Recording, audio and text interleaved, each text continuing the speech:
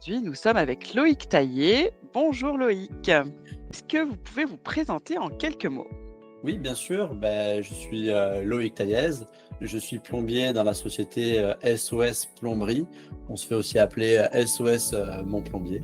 Et j'interviens pour les clients Observe en région Île-de-France depuis plus de 4 ans. Super, merci Loïc d'être avec nous aujourd'hui. Alors, vous allez nous raconter une intervention qui sort un petit peu de l'ordinaire parce que cette fois, on n'a pas pris de pelleteuse, pas de machine et vous avez creusé à la main. Alors, qu'est-ce qui vous a conduit à cette solution un peu atypique? Alors oui, là, c'est vrai que c'était une intervention très atypique parce qu'on a dû creuser à la pelle, mais vraiment à la pelle, à la main, sur 3 mètres de profondeur. Et ensuite, on est passé sous la maison, directement sous la maison pour aller chercher la fuite.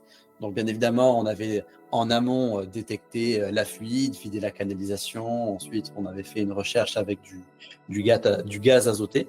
Et ensuite, voilà, on avait vu que c'était difficile d'accès. Et en plus, il y avait quand même des tuyaux de la ville, du gaz, de l'électricité qui passaient. C'était impossible de passer à la pelleteuse. Donc, on a creusé à la pelle et on a tout déblayé au seau sur 3 mètres de profondeur.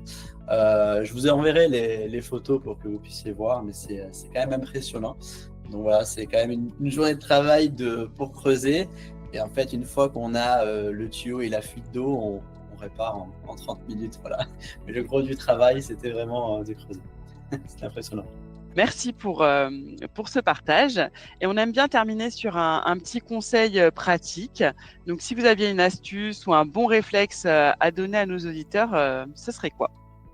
Tout simplement, c'est de toujours faire appel à des sociétés professionnelles et agréées, des sociétés qui comprennent bien les réseaux et également qui sont équipés d'outils professionnels. Voilà. Et c'est pas parce qu'on a des outils professionnels que des fois on n'utilise pas une pelle et notre main et nos mains. Voilà.